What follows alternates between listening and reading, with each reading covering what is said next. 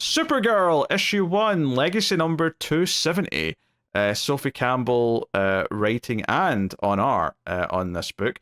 Also worth mentioning as a start of this is also a Patreon book for me, funnily enough. Meaning that I'm not allowed to drop it even if I hate it. Now, do I hate it? No, I don't hate it. Luckily, I don't. No. But do I think it could be better? We'll see. It's one I'm not familiar with Sophie Campbell's writing style. Because for a hot second I thought this was Josie Campbell, and I got very excited. Right? Because I just saw Campbell Supergirl. So wait, when did we definitely talked about it being Sophie Campbell in the solicits? So did you just forget that, or what? Yes, okay. I just forgot. I saw Campbell on the cover, and I went, "Oh, sweet!" And I was like, "Oh, wait, this is not okay." There's just some stylistic things I don't dig. Like, I'm not a fan of thought bubbles. I much prefer narration boxes. And there's some characterization kind of things. However, I'm open to it because I do like Kara's characterization, and I'm very, let's say, curious about the character that shows up at the end. Mm-hmm. Yeah, I mostly liked it, actually. I think it is a little wordy in places because of the dialogue style that she's got for Kara and her thought bubbles, but it feels kind of like... It feels kind of suitable in the sense that it feels like a young person talking too much kind of way. Not that Kara... I mean, is Kara might still be a teenager? I don't know anymore, to be honest. So her friend from high school that she runs into in Midvale just graduated with their college degree. Okay. And I forget what it was in. That gives us a bit of a range then, okay. She's supposed to be around 21, 22, you would think. That's when they usually graduate. Fair enough. Yeah. So, you know, I think her art is pretty solid. It definitely, like this opening with she's fighting like the shark with the sort of squid like dress on. This definitely made me think of like Kelly Thompson doing West Coast Avengers. I was getting vibes of that, and that's not a bad thing. Like, I'm not mad at that at all. So I just think it's funny that the squid dress still has eyes. Like that gave me such a chuckle. Yeah. Well, I mean, I think it's meant to be like she made this dress out of a big squid she killed. Yes, but why are the eyes still there? Like, I mean, you can remove them if you want, you know. Because she's a shark, she likes the eye still to be there. I don't know. But Princess Shark, no, she's got things, you know. Yeah, it felt like that was real funny. Very tongue-in-cheek kind of like, oh, here's an overly silly girl villain to just sort of start things off on. But, you know, we get a little bit of like Supergirl kind of like just setting into the continuity, this idea that she's looking after Kandor because Superman's been exiled from it, so that's tying into the Wade storyline that was in action recently. I did love Streaky walking past Kandor and Kara being like, hey, don't you dare knock that off the table. That did make me chuckle. As a cat owner, that gave me a laugh. And then there's also a bit inside the city when she goes in where she has to take down Laron, who's acting out. Kryptonian werewolf. Yeah, that's who it is. But like he's acting out and he's attacking things, and she kind of calms him down with her cape, and she tells the council that, hey, give him some more therapy, maybe try and help him a little bit. And they're like, no, we won't do that. That seems like a lot of resources. How about we'll like loan him out to you and you can be his guardian? And she actually turns it down, which feels like an interesting little character, because I assumed she was going to say yes and this was going to be part of the plot. But she says no. Yeah. Interesting. So we have that. Well, it's the thing, you assume that she's not going to take him out of Kandor, right? So would she have to stay in Kandor? You know? So her making that decision, I thought was like, well, she likes to visit, but she doesn't want to stay. That's how I took that. No, I don't think it is that at all. This felt more like a personal decision where she didn't feel comfortable having that responsibility. Because she even says, like Superman would just say yes to this. That's what he would do. And she talks about kind of being under his shadow and how, like, but is this what I would do? I don't think it is.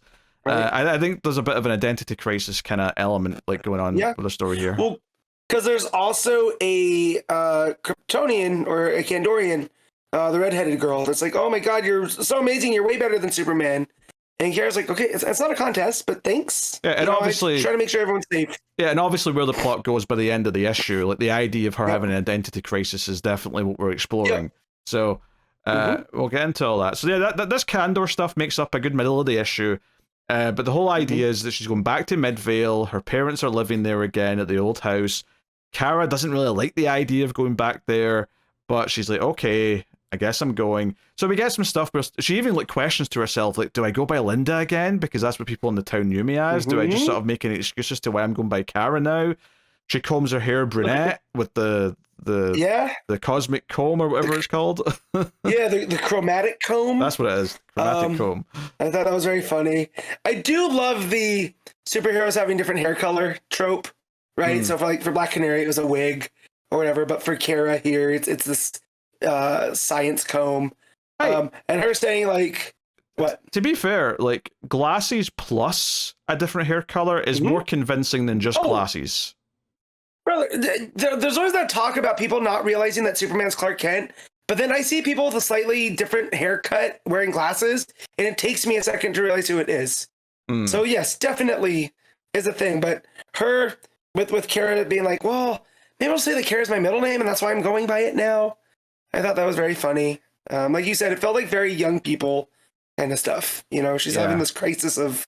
But to be fair though, if you want to critique these thought bubbles on this page as being a bit too dense, like that's fair too, because she is sort of like going through all these ideas, and there are big paragraphs. So it maybe could be doing with like being slimmed down a little bit. I did generally like though the sort of like ideas that she's going through and the characterization. And I think when the book was announced and it said, oh, we're doing more Midvale stuff where she's going to be in the small town, I was like, okay, I kind of like that. Make it smaller scope than some of the other super books. The big thing in the book, though, is when she gets back to Midvale and she arrives there, there's a big sign saying Midvale, home of Supergirl, and she's like, what the hell? Why? And she finds out, like, she sees, like, Supergirl merchandise and stuff. She looks at, like, a stand-up and goes, wait, why do I look so different in the stand-up? Why? And I quote, why am I so busty in this stand-up? I don't get it. So the whole busty thing, I'm like, is Paige there? What's Paige up to? You were expecting Power Girl. You were like, okay, busty. Yeah, my mind goes one place. Yes, right? Busty Kryptonian. Boom, it's Paige. That's Power Girl. But here, this one is kind of like a kind of short bob haircut, wearing a full blue suit, and I'm like, who is this supposed to be? It looks like Supergirl from like the 60s or something like that. Which I don't think is accidental. But anyway, like Kara finds boxes outside her parents' house of her old costumes just sitting there, and she's like, wait, why are these out here? This is like dangerous. And she runs into like an old school friend and engages in small talk, has to hide her outfits. It's a whole thing. But you know, she's like, hey, all this Supergirl stuff, what's going on with that? And the old friend is like, oh yeah, Supergirl came back to town recently, and like starts talking, and she's like, wait, no, I didn't. What are you talking about? Like, that's what she's thinking. So the big thing is that so there's almost a car accident. Some guy loses control of his car, almost hits this old friend. Kara, there's a fun little transition where she sort of tornadoes into her Supergirl outfit and like saves the day. And they're all like, hey, it's Supergirl. But then the old friend's like, wait a minute, you're not Supergirl. You're an imposter. The real Supergirl warned us about you. And she's like, wait, what? What? I am Supergirl. So the big ending of the issue is that this one that we've seen in the billboards and stuff, the short-haired one with the all-blue outfit, and a rabbit with a super cape on by her side, comes floating in and says, I was right as usual. I'm Supergirl. Blah, blah, blah, blah. And, you know, like, she immediately like throws like paint on like Kara's face, which like drips down onto her top and changes the Superman logo to like a P, which we later find out stands for Phony Girl, as what this other Supergirl is calling her. So Crypto's kind of pissed off and it helps her up. But the real kind of weirdness to it though, it's like, oh, so it's okay, all right. So there's a second Supergirl. Who is that? What's going on here? That's one kind of element to this. But the weird element is that at the end of the issue, when she goes back into civilian mode, she goes into the house and her parents are like, who are you? We don't know who you are. And then downstairs comes clearly the civilian version calling herself Linda Danvers, and Kara's like, no, I'm Linda. At least I think I am. And that's where the book ends. And I think what's interesting about this is this idea that we're almost playing with the fact that Supergirl's been like retconned and had like different variations of her past.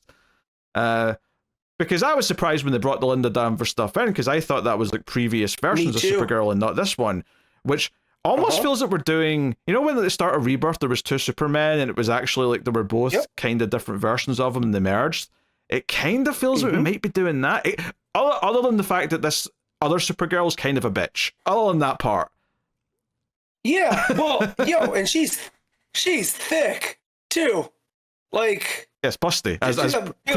As previously pointed out.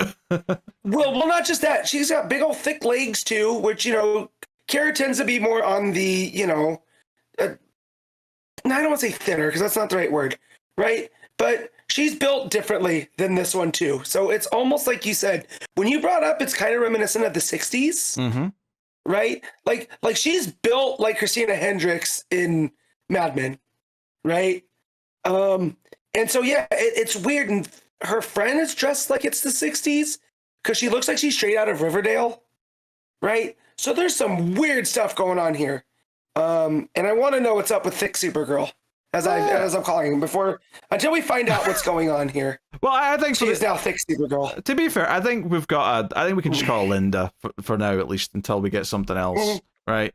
And just separate them by that. So the real one's Kara, and then Linda's the other one. And I think because the other one is acting kind of mean and actively said, hey, an imposter will show up, that makes me think it isn't just a simple case of Supergirl somehow split into two and there's something else going on. So I don't think it's going to be the same resolution, but it definitely made me think of that Superman Reborn stuff a little bit with having the two of them and her questioning, like, wait, am I misremembering stuff about my past? Am I confused? What's going on here? The other thing is that she's like, well, I don't know if she's full Kryptonian because she flew away, but she was very reliant on these gadgets, like the things that she throws on her. Kara points that out in her own thought bubble. She's like, hey, she could fly seemingly, but she was using like a ray gun and like this, you know, paint thing, and like she wasn't using other superpowers. She was using technology of some kind. So, yeah, it's interesting. Here's a question: do you think this imposter, at the very least, is aware of a prior continuity of Supergirl and is using it in some form? It wouldn't surprise me if there's some, not timey-wimey, but time-spacey kind of stuff, that they are aware of Supergirl, and now they're coming in to try to fill in for whatever reason. They're trying to assume her identity. I think that not having the powers, or all the powers, plus the attitude, makes me think it's not just an actual Kara, but someone who is maybe taking from like Supergirl's retcon past, but isn't like actually her. The flight but no powers makes me feel like Legion kind of stuff, right? Because you have the Legion flight ring that allows you to fly. I was like, is this someone from the future that's come back to you know, kind of in the way that Professor Zoom, Eobard Thane started off as like a Flash fan and then got turned dark for whatever reason. Well, is this kind of deal? They started as a Supergirl and now they're coming back to assume the identity because they can do it better. I mean, deal? whatever's going on here, they've altered the minds of the people who knew her, or parents at the very least, or arguably might have even went back in time and changed the entire timeline so that they never knew her. That's a bit messier to clean up though, so I don't know if we're going to go down that path. It might just be more she's done something to their heads kind of thing. Because I feel it's more that. Because, yes, you have the telepath stuff too. There could be stuff from, because they mentioned absolute power. So maybe this is someone with the telepath powers. I'm not saying that word again because I can't say it right. Right? That ended up in them, and now they're using it to assume Supergirl's identity. Because there is a line where Kara says, where she brings up people are being nice to her despite what happened in Absolute Power. Where's that at? Yeah, she says despite what Amanda Waller making everyone hate all the superheroes. Yeah, that's what it was. So I'm wondering if that has something to do with it too. If it's I mean, it could if it's be a sloppy thing. I mean, you know, the Kandor stuff was referencing recent Action Comics continuity, so it's not impossible that the recent event will be used in some way. And, I mean, that been an explanation here that whoever this is someone who's gained a power from absolute power, messing up all the powers everywhere. Would be a plausible explanation. It would make sense, and it would make sense why it's just flight and not all the other stuff, because they didn't get it from a Kryptonian. They might have got it from someone else, you know, whoever else. And also her parents moving there and calling her is weird.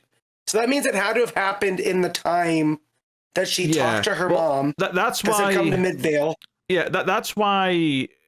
Either if the timeline changed, it had to have happened in that trip to Midvale, or if there's like a bubble in Midvale where it's only affecting inside that range, then it must have happened again after that call, because her parents clearly knew who she was when she called them.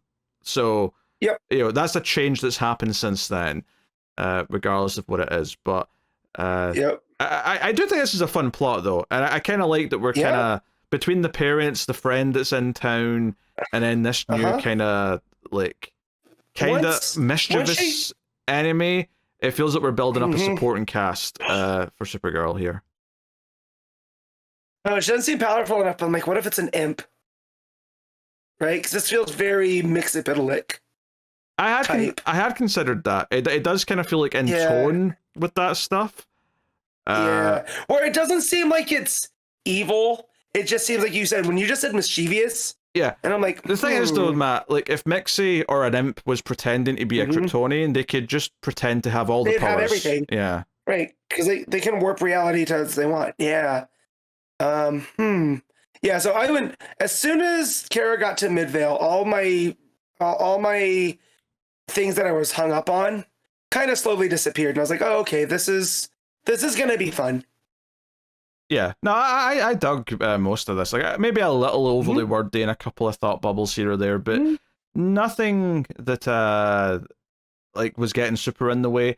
I do actually quite like the art by and large. I think it's nice and bright and colorful. I do think it's got kind of a bubbly, kind of fun, you know, young vibe to it. So it feels like it kind of fits, you know, like it feels like because every so often I feel like when they redo a Supergirl book, sometimes it's like, oh, we're going to age her up a little bit and we're going to have it be a little darker, and not like a super dark thing, but they do something differently. You know, Women of Tomorrow was not this bubbly, right? Women of Tomorrow was like a serious sort of Western style story with Supergirl. This feels like it's veering back to a bit more towards, no, she's kind of a fun, bubbly character to an extent, but not in like a super cartoony way, but just in like a you can see how this would still appeal to a youngish female audience in addition to just working in general. So yeah, it feels like they're definitely making a statement of trying to make Supergirl appear younger in that, right? We don't need to age her up and make her darker. We just need to let her be a young person. And I feel like they hit that here. And it kind of felt like when Josie Campbell took over Mary Marvel, and Mary felt like a young person for the first time in a minute, you know, because she had always been the, you know, since the reinvention, Billy's older sister, and she has to be the responsible one. But you know, when in that Shazam book that she did, that Josie Campbell, it feels very in tone similar to that. So and I'm here for that. I didn't realize that it was also Campbell doing the art, so that's pretty cool. Yeah, I think the art's pretty good. I guess the only thing I will say is that, and this is a consistent thing through a lot of the book, is that she doesn't seem to draw in the teeth. It's just like a sort of like a straight white strip going across. Like if you look at the very last page with the Linda Danvers coming down the stairs, it looks like a boxer with like a mouth guard in. That's literally the only critique I've got, is that sometimes the mouth looked a bit weird because of the teeth. Yeah, it's the opposite of the Gary Frank, where Gary Frank insists on drawing all the teeth. So sometimes, like big old bunny teeth. You know, it's the opposite of that problem. Yeah, it's not always in it. Like, see if the mouth's just open a little bit, it's fine. But whenever their mouth's like completely open, like that last page, it does, because the bottom panel's fine. Like Kara's face at the bottom of that panel, the amount her mouth is open, it looks fine that there's no detail on the teeth. but in the Linda Yeah. in the top panel, it looks like she's wearing a guard for boxing. Yeah. So, yeah, minor. It's a minor quibble. It's a very minor quibble because I think generally speaking, I really like how the art looks. Yes. Quick question with Crypto though: does she use that comb to give him a spot, or is that spot always there? Because I just realized I never really see Crypto without his cape. So does he have a big spot on his back all the time? I don't think he usually does. I don't remember that. Yeah. But so is it possible this is Crypto's version of glasses, even though yes, all the dogs of his breed are going to look pretty similar, so it doesn't really matter that much. Yes. But fine, whatever. But yeah, but he has a distinct saddle spot, and I think that's very funny. And what does she call him? Because he's not Crypto right now. Spot, I think. Was it not? Is it Spot? No, Spike. Was it Spike? Spike. Let me see. Yeah, which again, I love. Why? I mean, okay, I guess you can't have other people here. You call him Crypto, so I guess you have to have a civilian name for him. But still, it's funny. Funny that Crypto's got a secret identity as well. Yes. No, I think the art is generally very good, though. I think it's very expressive. I think Skip. The thought, but Skip. There you go. I knew it was something with an S. Yeah. But they're very expressive. I think the animated faces really work well with the thought bubbles. It makes you feel kind of bubbly, like you said, no pun intended. And then just generally speaking, I think it does a good job of sticking to simple layouts, except for pages where it wants to feel a little bit more spectacular. So, for example, all the panels when she first goes into Kandor, it's just straight boxes for the first few pages.